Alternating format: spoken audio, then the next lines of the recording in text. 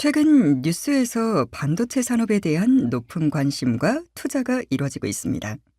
반도체 관련 소식을 접하다 보면 공정 단위 표기에서 길이 단위가 나옵니다. 5나노미터 공정을 적용하는 반도체 칩 공정이라든지 최근 인텔의 20A 등의 표현은 원자 수준의 크기까지 공정 제어를 하겠다는 표현입니다. 반도체 공정은 얇은 막을 쌓아 올리고 다양한 성질을 가지는 방막을 원하는 위치에 남기거나 제거하는 패터닝 공정을 진행하면서 다양한 3차원 구조물을 제작하는 과정입니다. 점점 3차원 구조는 단차가 점점 높아지고 구조도 복잡해지는 형태로 가면서 원자 단위 수준으로 원하는 방막을 쌓아 올릴 수 있는 방법은 무엇일까요? 현재 방막을 만드는 방법은 다양하게 존재하고 있으며 1990년대에는 마이크로미터 수준의 크기를 제어하고 있었으나 1990년대 후반부터는 3차원 구조의 복잡함이 증가하고 두께가 마이크로미터 이하로 제어해야 하는 기술적인 방향이 발생하면서 기존에 사용하였던 물리적 기상증착법 및 화학적 기상증착법과 차별화되는 원자층 증착법 기술이 적용되기 시작합니다. 흥미롭게도 1970년대 핀란드에서 처음 적용된 무기방막 발광 제조기법에서 시작된 법이 어떻게 반도체 공정에 적용될 수 있었고, 이 ALD 기술의 정의와 용어, 그리고 기본 원리는 무엇인지 궁금할 것 같습니다. 반도체 공정에 적용된 지 약 30여 년이 지난 ALD 기술이 왜 필수 공정으로 사용되는지 궁금하지 않으신지요? 이번 시간에 ALD의 기초에 대해서 공부를 시작하겠습니다. 본격적인 학습 시작 전 오늘 이 시간에 배울 내용과 학습 목표를 살펴보세요.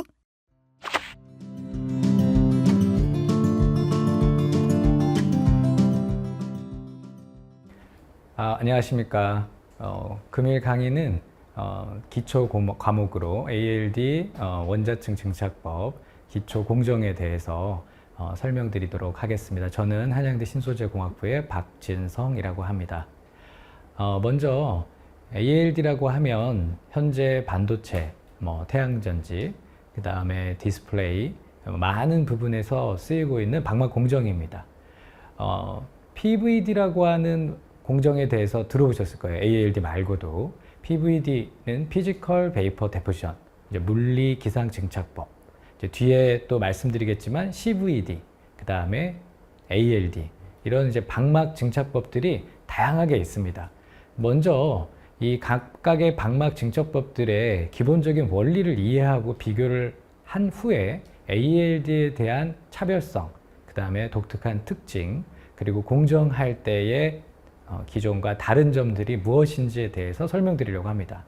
그러기 위해서 먼저 PVD라고 하는 방법이 뭔가, 우리가 이제 Thermal Evaporation이라고 하는 것과 E-beam Evaporation, 그 다음에 이제 Sputtering Deposition이라고 하는 요 세 가지 방법이 대표적인 PVD, 물리기상 증착법입니다. 이 물리기상 증착법의 공통점은 기본적으로 내가 입히고자 하는 방막 물질을 원 소스로 진공 챔버 내에 넣습니다. 예를 들어서 이베퍼레이션 방법은 그림에 보이는 것처럼 알루미늄이라고 한다면 알루미늄 원 소스를 넣고 열을 가해줍니다. 그래서 이제 열을 가해주기 때문에 열 증착법이라고도 하고요. 예를 들어서 그 열 증착 외에 일렉트론 빔을 주어서 그걸 가열해 가지고 방막으로 만드는 이빔 이베포레이션이 있습니다. 그 다음에 이제 스파터링 방법 같은 경우에는 그 물질을 타겟이라고 하는 거를 만들어서 진공 내에 넣어서 플라즈마를 띄운 이후에 이온으로 타겟을 스파터링, 즉 때려가지고 뜯어서 그 다음에 이제 방막을 만들어지는 거죠. 이러한 형태들, 그러니까 물리적인 힘을 이용해서 방막을 만드는 것을 우리가 이제 물리기상 증착법이라고 이야기합니다. 그렇다면 화학기상 증착법이라고 하는 것은 물리기상 증착법과 앞에 있는 용어 하나가 다릅니다. 그렇죠? 기상 증착법은 같은데 앞에 거는 물리, 이번에는 이제 케미컬, 그래서 CVD라고 얘기하는데요. 정의에서 우리가 보듯이 CVD라고 하는 거는 화학 반응을 이용해야 되기 때문에 화학 반응을 하기 위한 전구체, 프리커서라고 하는 전구체가 있어야 되고, 이 전구체와 또 쌍을 이뤄서 반응을 해줘야 되는 리액턴트, 반응 가스가 이렇게 두 개가 존재해야 됩니다. 즉 두 개가 이렇게 반응을 해서 결국 그 반응의 생성물이 우리가 원하는 방막이 되어지는 겁니다. 그래서 그림에서 보는 것처럼 지금 이제 웨이퍼를 예시로 많이 이제 그 반도체에 쓰는 장비를 예시로 보여드렸는데, 우리가 이제 전구체, 프리커서라고 하는 물질이 증기압을 가지고 이 진공 챔버 안에 들어오게 되면 우리가 그 가스를 프리커서를 이렇게 피딩한다고 하죠. 이렇게 진공 내로 가스를 분출해주고, 그게 표면 위에 이제 와서 화학 반응을 하고 난 다음에 방막이 만들어지는데, 거기에는 이제 중요한 소스가 필요하겠죠. 화학 반응을 하기 위해서는 중요한 소스가 필요한데, 그게 바로 서멀 에너지입니다. 그래서 열 에너지를 가해주는 기판 위에서 방막이 화학 반응을 하고 만들어지는 거라고 우리가 볼 수 있는 겁니다. 이런 CVD는 여러분들이 뭐 책을 읽던지 논문을 읽던지 다양한 형태들의 용어들을 발견할 수 있습니다. CVD는 우리가 일반적으로 그냥 CVD 방법이다라고 얘기한다면 그냥 열 증착법을 이야기합니다. 그러니까 열만 있는 거죠. 그런데 여러분들이 그 CVD 말고 PECVD라는 용어를 상당히 많이 들어보셨습니다. 그러니까 PECVD는 PE, 즉 CVD, 열은 기판에 가해주는데, 플라즈마를 챔버 내에 띄워서, 이렇게 이제 플라즈마의 챔버가 뜨기 때문에 어떻게 보면 엑스트라 에너지를 주는 거죠. 그래서 이제 외부의 에너지들이 들어오는 방법에 따라서 뭐 카탈리틱 이넨스드라든지 또는 UV 이넨스드라고 하는 용어들을 쓰는데, 우리가 산업에서 일반적으로 많이 보는 에너지 소스로는 서멀 CVD와 PCVD가 대표적입니다. 그 다음에 또 이 논문을 읽다 보면 이게 뭐 LPCVD라는 말이 더 쓰여져 있기도 하고, 또는 MOCVD라는 말이 쓰여져 있기도 합니다. 전혀 어렵게 생각하지 않으셔도 되는 게요, 결국에는 LPCVD나 MOCVD라는 말은 분류를 하는 방법의 차이인 겁니다. 지금 저희가 이제 에너지에 따라서 분류를 해봤고, 근데 LPCVD는 압력에 따라 분류를 한 겁니다. 그래서 우리가 이제 일반적으로 CVD를 할 때 진공을 잡는데 뭐 수토르 정도의 압력에서 공정을 하는데, 어떤 경우에는 압력을 높이는 경우도 있어요. 그래서 이제 그게 상압에 가까운 경우에 우리가 이제 atmospheric CVD라는 표현도 쓰고, 또는 프리커서를 쓰는데, 우리가 이제 뒤에 마지막에 가서 프리커서에 대한 이야기를 잠깐 설명드리려고 하는데, 프리커서가 기본적으로 금속과 여기 리간드라고 하는, 이제 우리가 이제 프리커서는 할라이드계 프리커서라는 게 있고 메탈 오게닉 프리커서라는 게 있는데, 그 프리커서의 용어에 따라서 뭐 할라이드 CVD다 또는 MOCVD다 이런 표현을 씁니다. 그래서 화학 반응이기 때문에 그 짝꿍인 리액턴트들이 뭐 산화를 시킬 수 있는 리액턴트, 질화를 시킬 수 있는 리액턴트, 이렇게 같이 들어가는 경우에 일반적으로 우리가 방막을 CVD 또 산화 방막, 질화 방막 이런 식으로 말할 수가 있습니다. 그렇다면 ALD라고 하는 건 무엇일까요? ALD는 이제 초창기에는 CVD와 유사한 형태의 하나의 클래스, 유사한 형태라고 사람들이 생각을 했었습니다. 하지만 이제 태생 자체는 다릅니다. 1974년도에 이제 그 핀란드에서 아토믹 레이어 에피텍시 ALE라는 말로 처음에 이제 특허가 됐고요. 70년대 그래서 그 평판 디스플레이, 이제 무기 발광용으로 처음에는 응용을 시작했었습니다. 그래서 여기 이제 ALD라고 하는 우리 정의를 놓고 보게 되면 ALD도 CVD하고 유사한 화학 반응입니다. 근데 화학 반응인데 CVD랑 그러면 똑같이 프리커서라든지 리액턴트라는 게 존재하는 건데, 그러면 얘네들이 도대체 CVD랑 무엇이 다릅니까? 라고 한다면 CVD는 프리커서만으로도 방막을 만들 수가 있어요. 왜냐하면 높은 열을 가하게 되면 그 프리커서 안에 있는 금속만 남기고 다른 리간드들을 없애면 금속 방막을 만들 수가 있거든요. 대표적으로 텅스텐 같은 경우가 그렇게 만들어서 쓰고 있었었죠. 그런데 ALD는 반드시 두 개가 같이 존재해서 서로 반응해야 됩니다. 두 번째는 얘네들이 동시에 주입되는 게 아니라 시퀀셜리, 그래서 이제 순차적으로 기판에 주입되어져야 되기 때문에 시간을 분할하던 공간을 분할하던 이 모든 방법으로 방막을 만들기 때문에 얘네들이 이제 방막이 천천히 올라갈 수 있고요. 그 다음에 이제 셀프 리미팅이라는 말이 나오는데 그 부분은 저희가 뒤에 가서 조금 더 자세히 설명할 텐데 표면에 화학 흡착, 부착, 흡착이 되어져 있는 것만을 보고 있기 때문에 상당히 방막이 속도가 느립니다. 그래서 70년대에 그렇게 특허로 나와서 처음에 활용되다가 80년대에 사람들이 이제 이거를 ALE라고 말했다가 또는 ALCVD라도 얘기했다가 현재 ALD라는 표현으로 오게 되고 초창기에는 이제 3호적 단결정 갈륨 나이트라이드라든지 갈륨 아세나이드라든지 또는 단결정 실리콘 이런 또는 점원륨 같은 것들을 올리려고 80년대, 90년대 많은 연구들을 했지만 안타깝게도 의미 있는 결과들은 얻지 못하다가 우리가 이제 90년대에 들어오면서 드디어 반도체 공정, 특히 3D 구조, 우리가 애스펙트 레이쇼가 복잡해지면서 활용하는 게 늘어나게 됩니다. 그래서 이제 뭐 알루미늄 옥사이드의 D램에서 활용한다든지 또는 2007년도에 인텔에서 쓰고 있는 하이케이 다이엘렉트릭 CMOS 공정 같은 것들에서 의해서 ALD가 널리 활용하게 됩니다. 제가 방금 PVD, CVD, ALD라고 하는 부분들을 저희가 정리를 이렇게 설명하면서 정리를 이렇게 해보면 장단점이 있다고 말씀드렸죠. PVD 같은 경우에는 기본적으로는 굉장히 때려서 녹여서 증발을 시키기 때문에 속도가 굉장히 빠릅니다.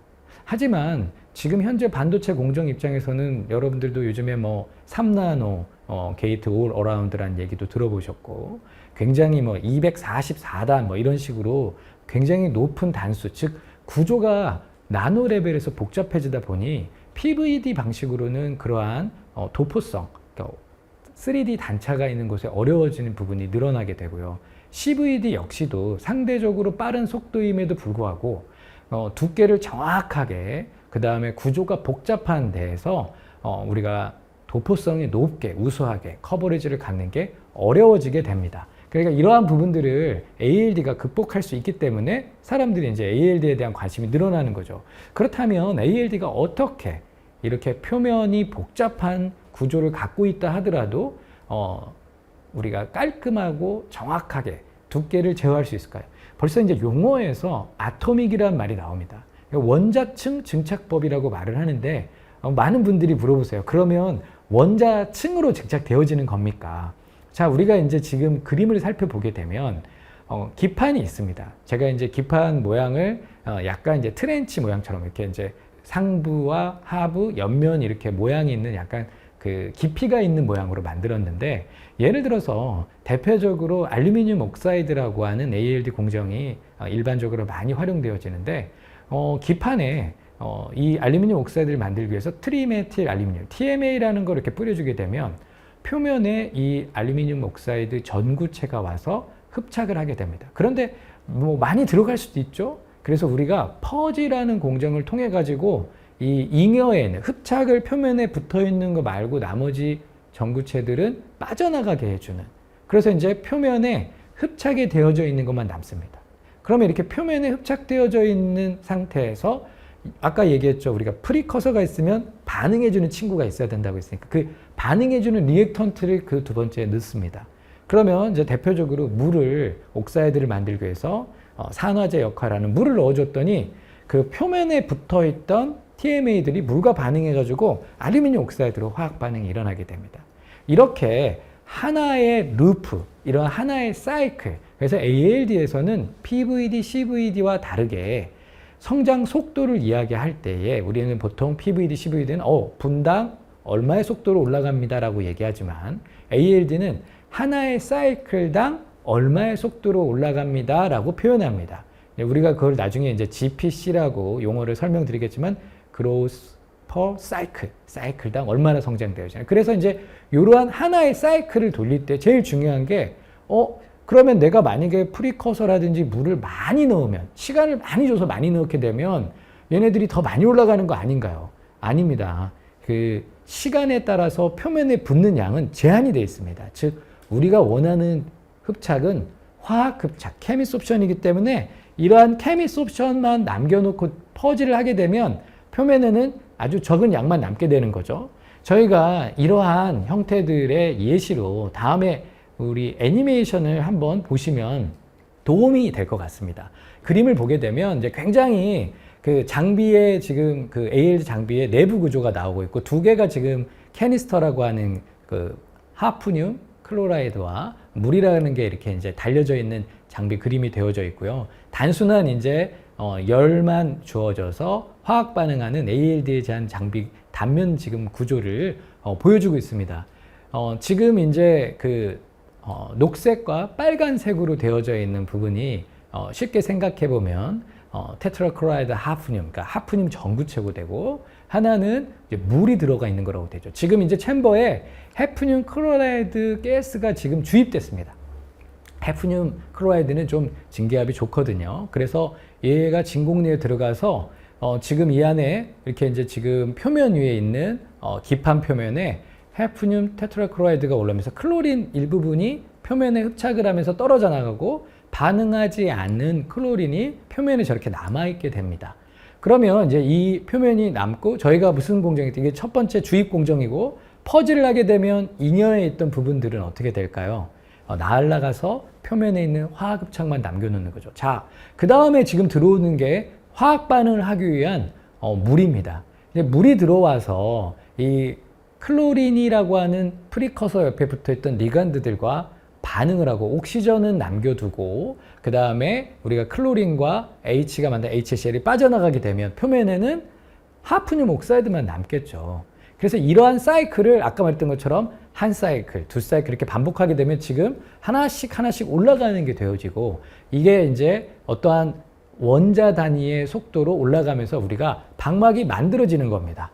자, 그림에서 보셨던 이런 애니메이션처럼 ALD는 두 가지가 제일 중요하다는 걸 알 수 있습니다. 첫 번째는 아까 전구체가 기판에 와서 표면에 달라붙어야 되는데 얘만 달라붙으면 방막은 안 만들어지죠.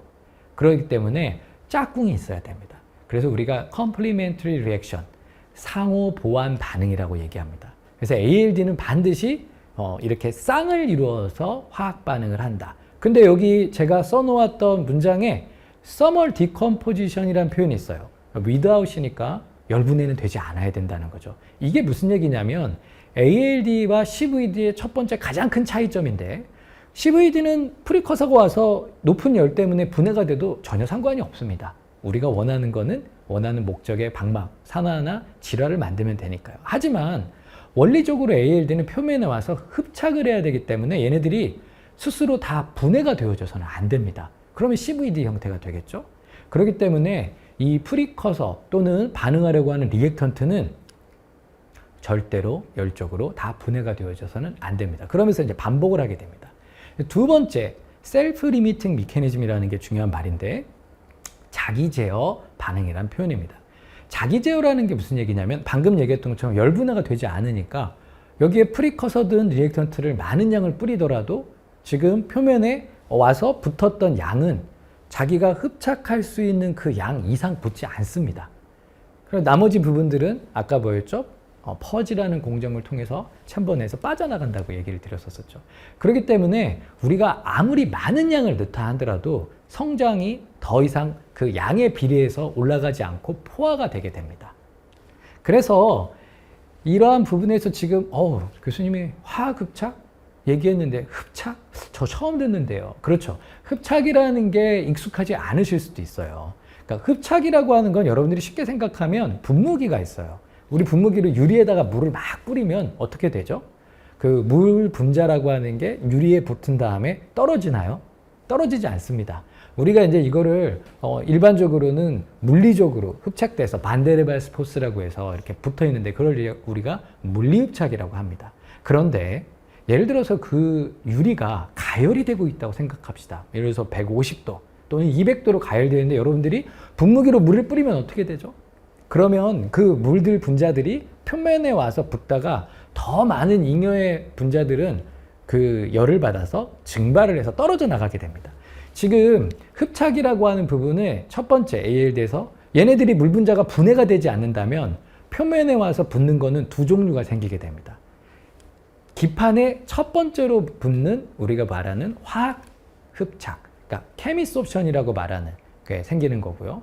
그리고 지금 이제 그 실버 서페이스에 지금 우리가 에틸렌이 이제 와서 붙게 되는데 이 에틸이 와서 붙을 때 보면 표면에 있었을 때 얘네들이 이제 표면에 와서 흡착을 하게 되는데 아주 강한, 상대적으로 강한 흡착, 케미소프션이라고 하는 부분이 우리가 ALD에서 이용하는 거고, 그 다음에 이 분자들이 더 많이 오면 자기들끼리도 반데르발스 포스에 의해 가지고 이렇게 층을, 멀티층을 만들어낼 수 있잖아요. 아까 물 분자처럼. 그런 경우에는 아까 얘기했던 것처럼 퍼지라든지 에너지에 의해 가지고 쉽게 떨어져 나갑니다. 즉 물리흡착, 피지소프션과 케미소프션은 이 결합되어져 있는 에너지의 차이가 상당히 크기 때문에 우리가 이것을 이용해서 ALD에서 표면에 한 층 정도만 남겨놓는 원리를 활용하는 겁니다.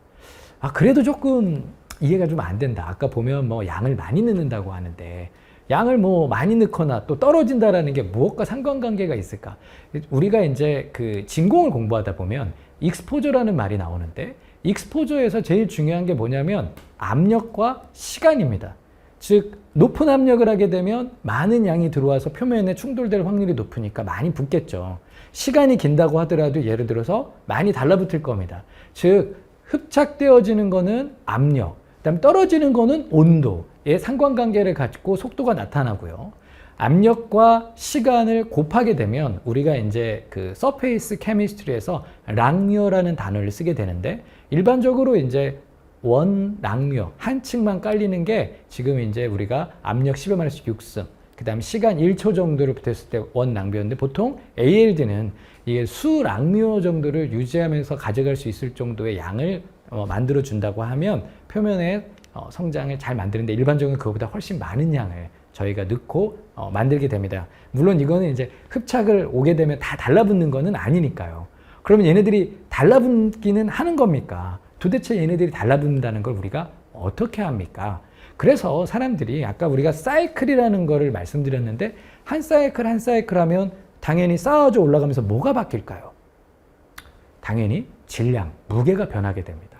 그래서 우리가 ALD의 한 사이클, 두 사이클, 세 사이클 하면서 질량이 이렇게 선형적으로 올라가는, 사이클당 선형적으로 올라가는 부분이 되고, 이 질량을 압력을 바꿔주면서 우리가 이제 뭐 프리커서를 넣고 리액턴트를 넣다 보면 바뀌겠죠, 표면에. 그래서 보통 이제 쿼츠 크리스탈 매스, QCM이라는 걸 통해 가지고 질량이 변해지는 걸 측정하면서 얘네들이 ALD 방막이 한 층씩 쌓아져 올라가는구나.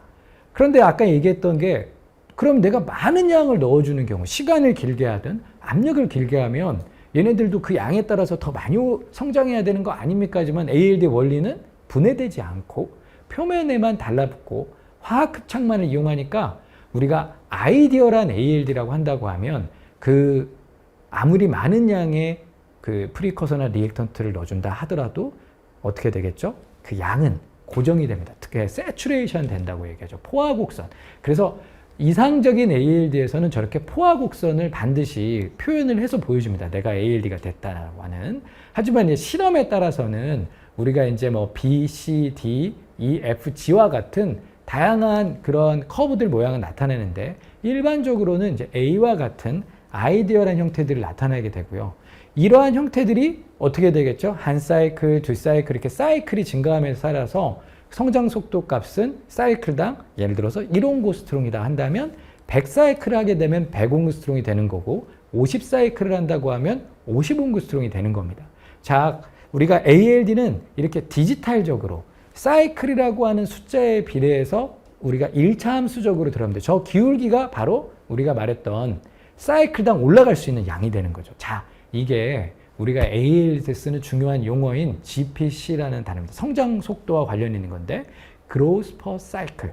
자, 너의 ALD 방막의 속도는 얼마니? 네가 만들었던 물질은 어떻게 성장하니? 그러면 우리 GPC가 뭐 1옹고스트롱 per cycle이야. 우리는 0.5옹고스트롱 per cycle이야. 뭐 이렇게 우리가 이제 그 방막에 성장하는 부분들을 사이클과 성장 속도로 표현을 하고 있고요. 지금 우리가 이제 이 사이클과 성장 속도를 하다 보면 앞부분에 이 사이클이 초기에 그러면 이게 올라가다 보면, 예를 들어서 아까 애니메이션 그리면서 하프늄 옥사이드가 올라갈 때 처음에는 아이디어하게는 표면에 싹 다 하프늄 옥사이드로 한 사이클 만에 바뀌는 것 같지만 실제로는 그렇지 못하는 경우도 있어요. 왜냐하면 얘네들이 흡착을 했는데 그걸 다 채우지 못할 수도 있겠죠. 이렇게 되는 경우에는 연두색처럼 이 표면 쪽에 초창기에는 성장 속도가 느리게 나오다가 그 표면이 모두 다 채워지고 난 다음에는 리니어하게 성장하는 이런 형태들이 나타나게 됩니다.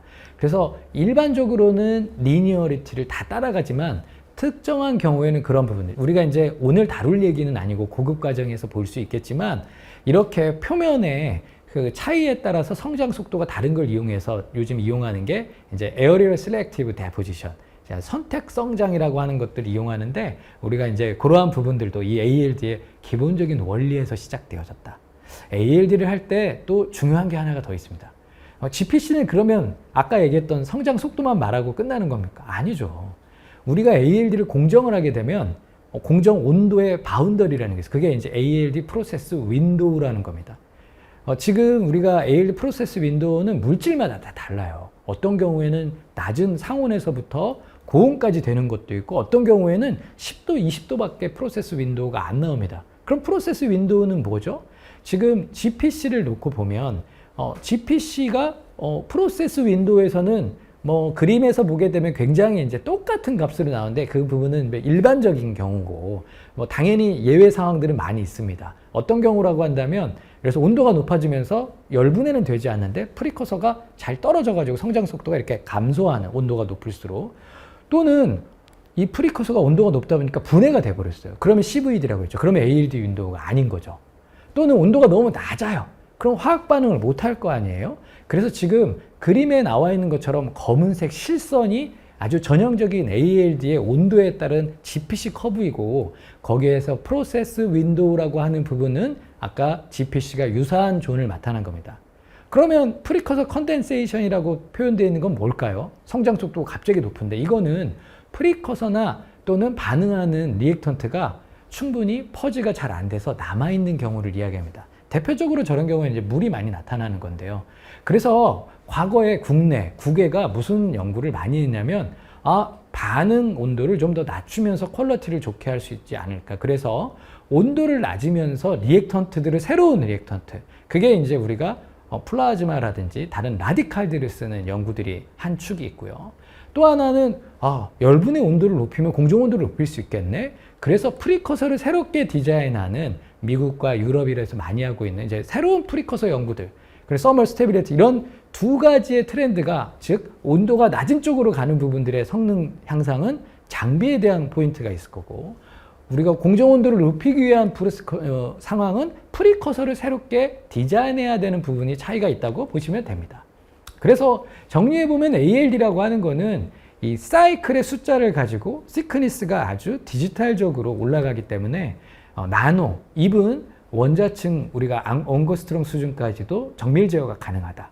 또 흡착을 활용하기 때문에 기본적으로 어떠한 구조를 갖고 있더라도, 홀이 깊다 하더라도 프리커서나 리액턴트가 그 깊은 홀까지 들어간다고 하면 방막을 만들 수가 있는 거죠. 그렇기 때문에 굉장히 스택 커버리지라고 하는 부분이 우수하게 가져갈 수 있고, 보는 것처럼 공정 온도를 높이고 싶어도 전구체가 열분해를 하게 되면 온도를 높일 수가 없어요. 그러니까 이제 저온 공정을 사람들이 쓰는 거고, 네, 단점이 있습니다. 장점만 있는 게 아니라 성장 속도가 너무 느려요. 일반적으로 한 사이클 하는 동안에 대략 1옹고스트롱 내외인데 그 사이클이 장비에 따라 다릅니다. 뭐 어떤 경우에는 1초 안에 될 수도 있지만 어떤 경우에는 30초, 1분이 되는 경우도 있어요. 그러면 이제 스루풋이라고 하는 측면에서 상당히 곤란해지는 경우가 많죠. 또 하나는 방금 이제 캐치를 하셨겠지만 전구체가 정말 좋은 게 없으면 좋은 방막을 만들 수가 없어요. 화학 반응도 잘해야 되는데 열적으로도 안정해야 돼요. 그러니까 이러한 것들을 실질적으로는 사람들이 이제 연구를 하고 있는데, 그러면 다양한 장비들이 뭐 존재하겠죠. 그래서 아까 얘기했던 것처럼 CVD처럼 그냥 서멀 ALD, 플라즈마를 쓰는 플라즈마 ALD. 그래서 서멀 그 다음에 플라즈마, 이렇게 이제 두 종류로 크게 나눠지는데, 일반적으로 이제 반도체에서는 서멀 베이스를 많이 선호하고, 플라즈마로 내는 경우에는 이제 에스펙트 레이쇼가 좀 작은, 그래서 요즘에 이제 우리가 패터닝에서 뭐 더블 패터닝, 뭐 쿼드러플 패터닝 하는 이런 이제 DPT 공정 이런 거 할 때 뭐 실리콘 옥사이드를 저온에서 올릴 때 이제 플라즈마 ALD를 활용해서 널리 쓰고 있고요. 또 장비 구조를 단적으로 봤었을 때 이렇게 이제 레터럴하게 가스가 들어가는 크로스 플로우가 있을 수도 있고, 또 이렇게 위에서 내려오는 퍼펜디큘러 플로우로 되는 이렇게 이제 장비의 디자인 부분에 따라서 나누기도 하고 또 한 장씩이 아니라 우리가 배치라고 해서 한 번에 뭐 100장을 넣는다든지 500장을 넣어서도 할 수가 있습니다. 배치 타입이라든지 최근에는 이제 뭐 롤투롤, 플렉서블 같은 기판에서도 증착을 할 수 있도록 사람들이 다양하게 장비들을 개발을 하고 있습니다. 자, ALD라고 하는 부분에서 아까 제가 프리커서를 얘기했는데 지금 주기율표를 놓고 보게 되면 색깔들이 막 칠해져 있어요. 검게 색깔 칠해져 있는데 이거는 ALD 이제 논문을 포함해서 ALD를 한 번이라도 해서 이제 최근에 뭐 골드도 나오기는 했지만 ALD를 한 번이라도 실험했던 결과들이고 지금 이제 옥사이드, 나이트라이드, 퓨어 메탈, 뭐 카바이드 다 정리가 되어 있는데 여러분들이 눈에 딱 보자마자 뭐가 보이냐면 옥사이드가 좀 많습니다. 상대적으로. 그럼 왜 옥사이드가 많을까? 그리고 상대적으로 메탈이 적어요. 이유는 이거는 화학 반응이기 때문에 그렇습니다. 그래서 ALD라고 하는 거는 기본적으로 우리가 산화 반응이 굉장히 왜냐하면 리간드들을 떼내서 산화물로 만들어야 되니까요. 대신에 우리가 말고 있는 퓨어 메탈은 환원 반응이에요. 그러니까 이제 화학적인 부분에서 온도가 낮고 그거를 환원시켜 줄 수 있는 우리가 환원제가 적기 때문에 그래서 산화가 상대적으로 지구상에 있는 건 산화제로 많이 산화물로 많이 존재하니까요. 상대적으로 케미스트리적으로 쉽고 그러한 부분들 때문에 프리커서라든지 반응에 대한 연구가 많이 일어나고 있습니다. 그래서 이러한 부분들을 위해서 제일 중요한 게 이제 프리커서를 이해할 필요가 있어요. 프리커서라고 하는 부분은 그림에서처럼 가운데 센터는 우리가 이제 올리고자 하는 그 금속 이제 보통 이제 우리가 그래서 메탈 앞에서 CVD 할 때 뭐 할라이드 프리커서 또는 메탈 오게닉 프리커서라는 말을 했는데 그 금속이 기준이 되는 거고 금속 기준 주변에 어떠한 형태들의 리간드 우리가 벡터라고 표현하고 있는데 이 벡터는 결국엔 뭐였죠? 앞에 보니까 제거되어야 될 물질인 거예요. 얘네들이 제거되어진 다음에 그 짝꿍인 리액턴트가 들어와서 산화물을 만들든 질화물을 만들든 또는 얘네들을 다 제거해가지고 퓨어 메탈을 만들든 그래서 ALD 프리커서라고 하는 부분은 기본적으로 구조가 금속과 리간드로 구조되어져 있다. 그래서 이제 이러한 형태들의 리간드들을 많이 쓰는 게 이제 보여지는 것처럼 우리가 뭐 클로린, 플로린 같은 할라이드 계열부터 시작해서 메틸, 에틸 같은 알킬 계열들, 그 다음에 메톡시, 에톡시 같은 알콕사이드, 뭐 에틸아민, 메틸아민 같은 아미노, 그다음에 이미도, 알키실라 이런 형태들의 다양한 프리커서들이 그 리간드들이 붙어서 만들어지고 있고 그 리간드에 따라서 이 프리커서의 열적 분해 온도가 달라진다거나 또는 불순물의 물질이 달라진다거나 화학 반응에 사용되어지는 반응 리액턴트가 달라질 수 있습니다. 그래서 여러분들이 이제 이러한 케미컬 리액션들을 이제 기초 과정을 끝나고 공부를 해보게 되시면 이게 이제 ALD 프리커서라고 하는 거는 요런 리간드는 요러한 리액턴트하고 반응했었을 때 산화물이 잘 만들어지고 또는 질화물이 잘 만들어지고 또 어떤 경우에는 그 금속도 만들어질 수 있구나라는 거를 이해하는 가장 중요한 첫걸음이 될 거라고 생각합니다. 오늘 ALD에 대해서 기본적인 원리와 우리가 이제 장비, 그 다음에 화학 반응을 필요한 프리커서까지 이야기를 나눠보도록 했었습니다. 지금까지 강의를 들어주셔서 감사드립니다. 고맙습니다.